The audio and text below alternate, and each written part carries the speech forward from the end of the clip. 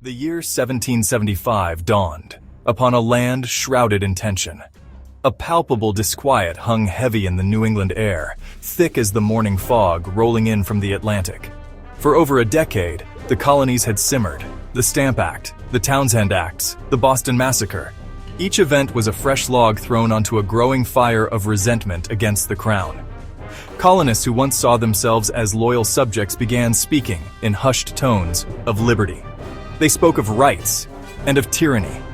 In taverns and meeting houses, whispers of rebellion grew into defiant shouts. In the countryside, ordinary men, farmers, blacksmiths, ministers, drilled as minutemen. They stockpiled muskets, powder, and artillery in secret caches. Spies and riders threaded the countryside. Every late-night movement might signal catastrophe. Across the Atlantic, Parliament and the King saw only insolence, not grievance. They tightened the grip. Boston's ES port closed, and Massachusetts placed under military rule. General Thomas Gage and his redcoats became a constant reminder of London's authority. Instead of crushing dissent, these acts forged a new unity among the colonies. Militias drilled openly, the fragile peace was about to shatter. General Gage knew of colonial arsenals and planned under cover of darkness to seize them.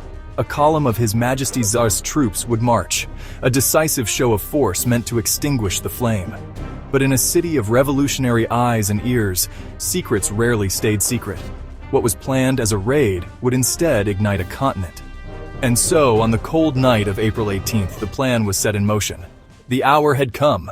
On the cold, dark night of April 18th, the plan was put into action. Hundreds of British grenadiers and light infantry mustered silently. But Dr. Joseph Warren sent riders, Paul Revere and William Dawes, to sound the alarm. "The regulars are coming out!" they cried. Church bells tolled. Minutemen scrambled for muskets. By dawn, the countryside was on the move. Major John Pitcairn led the advance guard into Lexington. On the green, fewer than 80 men under Captain John Parker stood their ground. Parker reportedly told them, "Stand your ground. Don't fire unless fired upon." A British officer demanded the rebels lay down their arms. In the confusion, a single shot rang out. To this day, who fired it is uncertain. The regulars unleashed a volley. When the smoke cleared, 8 Americans lay dead or dying. The British column pushed on toward Concord, their main objective. But nearly all military supplies had been moved. The stores were empty. Militias converged by the hundreds and then thousands. At North Bridge, the Americans confronted the King's troops. Using stone walls, trees, and houses for cover, they poured a relentless fire on the retreating column. The retreat became a harrowing 16-mile gauntlet. By the time survivors staggered into Boston, nearly 300 British casualties were counted. The hornet's nest had been kicked. What began as a raid had become the spark of revolution. In the weeks that followed, momentum flowed outward across the colonies. The fight had begun, and with it, a long war. News of the British retreat emboldened the hesitant. Farmers put down their tools and took up muskets, yet Boston lacked heavy artillery. Locked behind Fort Ticonderoga's walls, Ticonderoga, at the junction of Lake Champlain and Lake George, held dozens of cannon. Intelligence showed the garrison was small, its guard lax. 2 men, Benedict Arnold and Ethan Allen, moved independently to seize it. On May 10th, in the pre-dawn mist, Allen and Arnold led a small force across Lake Champlain. They landed quietly. The sentry was surprised and fled. The colonists poured through the gate and took the fort, in minutes, without a shot fired in anger. Ethan Allen stormed the commandant's quarters and demanded surrender, in the name of the Great Jehovah and the Continental Congress. With the fort secured, the rebels captured a massive prize, dozens of cannon, mortars, and howitzers. Those guns would endure a long, arduous journey toward Boston. Later, these cannon would decide the fate of the city on Dorchester Heights, a tactical prize, taken swiftly, with strategic consequences far beyond its size. The capture of Ticonderoga fed the larger siege around Boston. Colonial forces swelled into a ring of camps and earthworks. But the next test would come at Bunker Hill. By June of 1775, the siege around Boston had settled into a tense stalemate. More than 15,000 militiamen circled the city from Roxbury to Cambridge. Inside Boston, Gage had over 6,000 professional soldiers and fresh reinforcements. Control of the hills around Boston meant control of the harbor. On June 16th, Prescott led men under cover of night to fortify the Charlestown Peninsula. They worked through the night, and by dawn, a redoubt rose on Breed's Hill. Admiral Graves ordered the fleet to bombard the works, with little effect. General Howe prepared a frontal assault, confident his regulars would drive the rebels away. Over 2,000 redcoats were ferried across in the scorching afternoon sun. They advanced in perfect formation up the slope of Breed's Hill. Prescott gave the command, "Don't fire until you see the whites of their eyes." British columns met a storm of lead. The first assault was repulsed with staggering loss. A second assault fared no better. But on the third wave, with ammunition gone, the Americans were overwhelmed. The regulars swarmed the breastworks, and the fight turned brutal and close. The Americans retreated, but the British victory was Pyrrhic.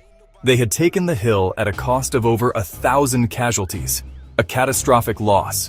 A British officer warned, "A few more such victories." The conflict would not be quelled by a single battle. The siege continued, but wider strategy pushed the war toward New York. George Washington prepared for the next battle in a far different theater. By late summer, Britain would send its largest expeditionary force to North America. New York's magnificent harbor was the prize. Lose it, and New England could be severed. Washington moved his army to defend the city. In late August, a forest of masts appeared, the largest British expedition ever assembled. Howe landed a massive force on Long Island and skirmishing began. The main line stood on a ridge called the Guan Heights, but a key pass, Jamaica Pass, was left insecure. Henry Clinton led 10,000 men on a silent flanking march the night of August 26th. At dawn, they slammed into the American rear while another force attacked frontally. Caught between two fires, whole regiments were surrounded and annihilated. Panic set in. American lines collapsed under the pressure. Men fled toward the last line at Brooklyn Heights, hundreds dead, over 1,000 captured. The defeat was humiliating and costly. Howe had Washington pinned against the East River. Total annihilation seemed imminent. Then, inexplicably, Howe paused and chose siege operations over a final assault. Under cover of dense fog, Washington evacuated his army across the East River. A miraculous escape. But the retreat did not end. Autumn brought unmitigated disaster for the Americans. Enlistments expired, men deserted. The army thinned to a few thousand by December. Washington knew he needed a victory, and he needed it now. His eyes fixed on Trenton, across the ice-choked Delaware. A bold, desperate stroke would be required to restore morale. He planned a crossing that many thought impossible. By December, Washington's force had dwindled to a few thousand freezing, starving men. Thomas Paine wrote, "These are the times that try men's souls." Washington resolved on an audacious, desperate plan.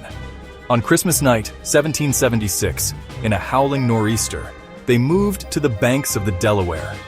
They crossed an ice-filled river, a Herculean effort made possible by Colonel John Glover's Marblehead fishermen. By 4 a.m., the artillery and 2,400 men were ashore. They marched 9 miles through a storm. Conditions were horrific. They reached Trenton just after sunrise and struck. The Hessians were completely surprised, complacent and off guard for winter. Americans attacked from two directions. Cannons swept the main streets. Infantry charged with bayonets fixed. The fight was swift and decisive. Hessian commander Johann Rall was mortally wounded as his men were routed. In less than an hour, the battle was over. Over 900 prisoners and a trove of supplies captured. Washington's losses were light. The psychological impact immense. The victory electrified the colonies and revived enlistments and hope. Yet strategic reality did not change. The British still held New York and the sea. The British remained powerful, their navy dominant. But a morale-shaken, battle-hardened Continental Army had proven it could strike back. The capture of Trenton revived hopes, but the war was far from won. They had not been defeated. They had endured. The end of the year found the cause alive again. Flickering, cautious, but burning. As the year ended, the landscape of conflict had been irrevocably altered. What began in April as a dispute over rights had become a war for independence. The first year of fighting was a brutal education for both sides. The British, who once despised the colonial rabble, had been bloodied at Concord, humiliated at Bunker Hill, and stunned at Trenton. They now faced a determined foe fighting on home ground, resilient and resourceful. The cause resonated deeply with the populace as families were drawn into its fate. The cost had been staggering: thousands dead, families torn apart, farms destroyed. Yet from defeat and hardship, an army was being forged. Rough, but learning discipline and strategy. They learned hard lessons about logistics, terrain, and the cost of war. The conflict moved beyond New England into the middle colonies. There was no quick resolution. Hope for a swift settlement faded. The Declaration of Independence had been drawn, a line in the sand. July's declaration made the stakes unmistakable. The colonies were now states. For Washington and his troops, the path ahead remained fraught with peril, and yet they steeled themselves. The revolutionary flame, once flickering low, had not been extinguished. It now burned with a hard-won intensity. The fight for the soul of a continent had only just begun. The capture of Trenton and the hard lessons of the year were the end of the beginning. More battles would be fought, more sacrifices made, but a nation's story had begun in earnest.